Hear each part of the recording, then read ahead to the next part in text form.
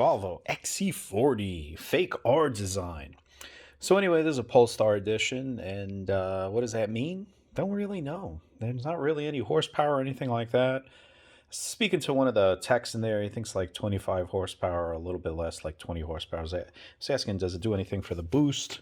And he's like, nah, I don't think it does. So I was trying to figure out how much boost these things run.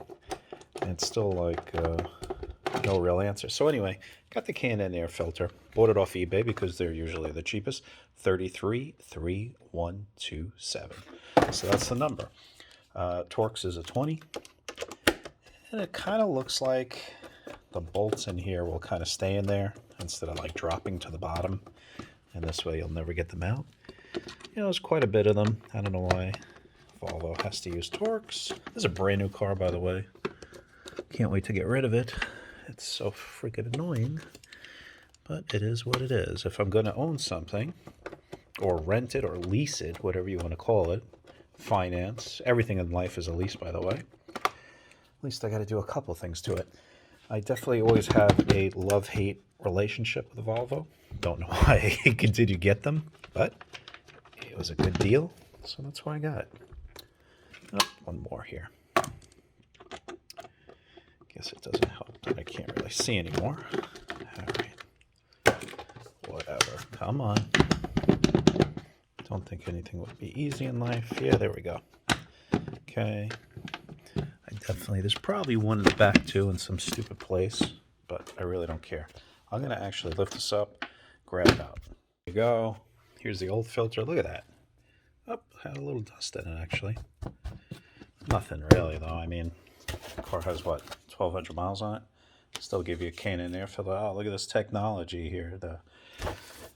Our new kind of stuff. Look at that. Follow us on social media. So anyway, all you got to do is really, honestly, just slide it in. It's kind of easy. Anyway, you know what? I figured, let's kind of show inside here. Looks like it's kind of got like a little horn in there to shoot the air that way. From the intake here. I wonder if can that come off? No. Sometimes, believe it or not, I had a SHO. Had this big thing. The Taurus SHO had this big horn in the side of the fender. You took it out. Oh my God, the noise was amazing. It really made the car throaty. But anyway, here we're just gonna slide this guy right in. Look, that's how easy that was, even with the phone. Put this in. Come on, get in there. I guess I need two hands to get that part in. You know what the hardest part about this whole video making it was? Actually trying to get the sticker off. It was like virtually impossible. You had to, I don't know why they made it like this. Now the sides come off and then I guess you just peel it from the middle. Very odd, but you know what? I'll be driving it tomorrow. See if there's any difference. This thing just got, you had to kind of like push it in nice and snug like a real seal. That's it. It really wasn't hard. How long this take? I don't know. If I wasn't messing around with this video, probably do it in like 5 minutes. So there you have it. Whether or not it will make a difference, we'll see tomorrow. We take it for a drive. That'll be the next video, But look, the thing is, every little bit counts.